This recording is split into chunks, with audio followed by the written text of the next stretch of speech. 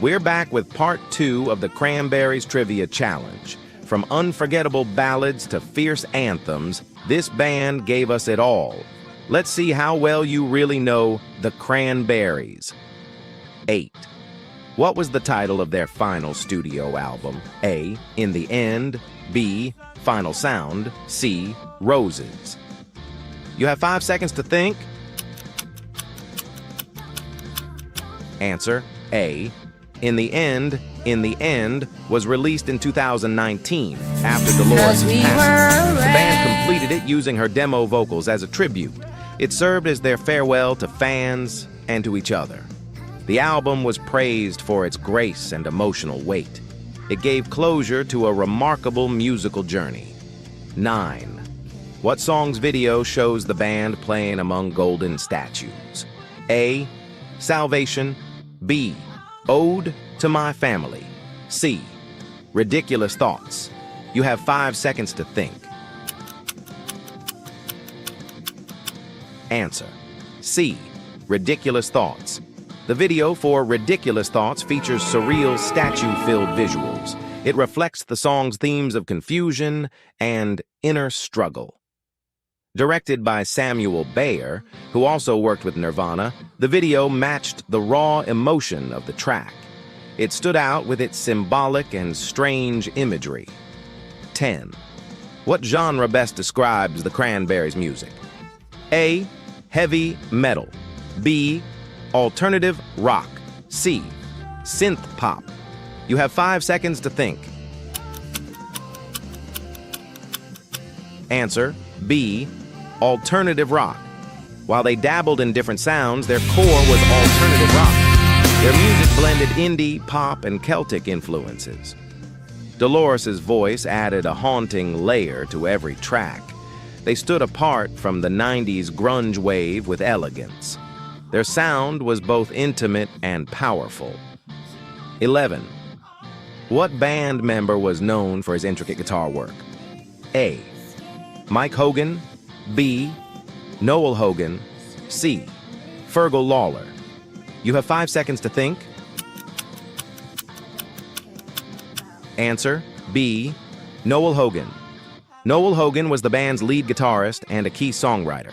His layered melodic guitar lines define the Cranberries' sound. He often composed tracks alongside Dolores. Their creative chemistry was central to the band's success.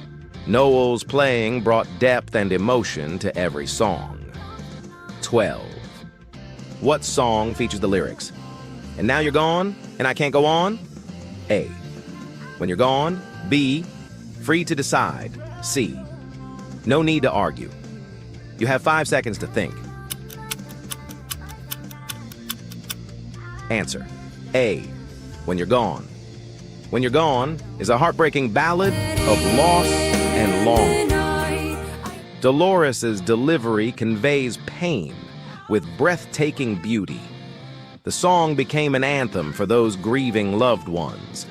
It's often cited as one of their most emotional tracks. Its timeless sadness still resonates with fans today. 13. What was unique about their song, Salvation? A. It was entirely acoustic. B. It used no chorus. C. It was punk-inspired and fast-paced. You have 5 seconds to think. Answer. C. It was punk-inspired and fast-paced. Salvation shocked fans with its fierce, fast tempo. It warned against drug use in a direct, almost punk style. The song's urgency and anger stood out in their discography. It proved the Cranberries weren't afraid to switch it up. The track became a bold message in the mid-90s. 14. Which U.S. show used dreams in a popular scene? A. The Office. B. Dairy Girls. C. Charmed.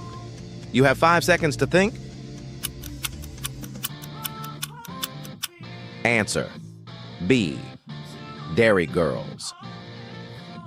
Dreams plays in the emotional final scene of Dairy Girls Season 2. The moment shows teens facing political chaos with hope. The song's optimism perfectly matched the bittersweet scene. It introduced the Cranberries to a new generation of fans. The scene went viral and reignited love for the band. Thank you for watching the Cranberries Trivia Challenge. If you made it to the end, you're more than a fan. You're part of the story. Comment your score. Tag a fellow Cranberries lover. And don't forget to like, share, and subscribe to Trivia Clips. Dolores' spirit lives on through the music and through all of us. 8. Which album includes the disco-influenced hit I Was Made for Lovin' You? A. Dynasty. B. Love Gun. C. Creatures of the Night. Answer: A. Dynasty. Released in 1979, Dynasty surprised fans with its disco rock fusion. I Was Made for Lovin' You topped charts and drew a new audience. Some fans were shocked, others loved the danceable beat. It showed Kiss's ability to evolve with the times. The band was never afraid to experiment. 9. What does KISS stand for? A. Knights in Satan's Service. B. Keep it simple, stupid. C. It doesn't stand for anything. Answer: C. It doesn't stand for anything. Despite wild rumors in the 70s, the band has always maintained that KISS doesn't stand for anything. The name was short, catchy, and instantly memorable. The Knights in Satan's Service myth was just that, a myth. Simmons and Stanley simply wanted a bold, iconic name, and they definitely got one. 10. Which KISS member created the band's iconic logo? A. Gene Simmons. B. Ace Frehley. C. Paul Stanley. Answer: C. Paul Stanley. Paul Stanley designed the famous KISS logo, including the lightning bolt SS. The logo became one of the most recognizable in rock history. Even people who don't know the music know that logo. It symbolized power, rebellion, and pure rock energy. Stanley's visual flair helped define the band's brand. 11. What 1978 event had each KISS member release their own solo album? A. The Solo Project. B. The KISS Experiment. C. The KISS Solo Albums. Answer: C. The KISS Solo Albums. In 1978, each member released a solo album under the KISS brand. It was an unprecedented move in rock history. The idea was to show each member's personality and style. Some fans loved it, others were confused. It was ambitious and pure KISS. 12. What is the name of the 1996 tour that reunited the original lineup? A. The Farewell Tour. B. Alive Worldwide Tour. C. KISS Army Tour. Answer: B. Alive Worldwide Tour. The Alive Worldwide Tour in 1996 brought back the original four in full makeup. It was a major moment in rock, nostalgic and electric. The tour sold out stadiums and reignited KISS fever. Fans were thrilled to see the classic lineup back together. It proved the magic was still alive. 13. What was Gene Simmons' real name? A. Chaim Witz. B. Eugene Klein. C. Jonathan Silverman. Answer: A. Chaim Witz. Gene Simmons was born Chaim Witz in Israel before moving to the U.S.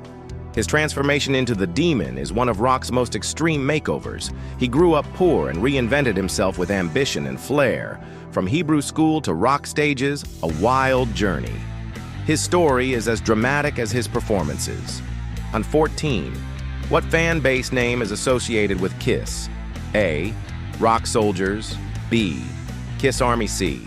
Thunder Fans. Answer: B. KISS Army.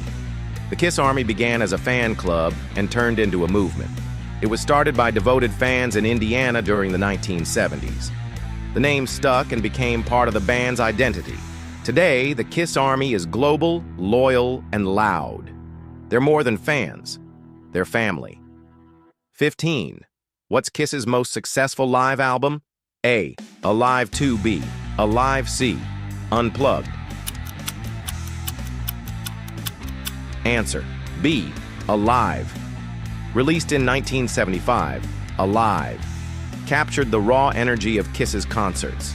It was a breakthrough that finally showed how powerful they were live. Critics and fans alike praised its intensity. It turned Kiss into arena rock kings. That album felt like fire and thunder. How many did you get right? Tell us your score in the comments, and don't forget to challenge your friends.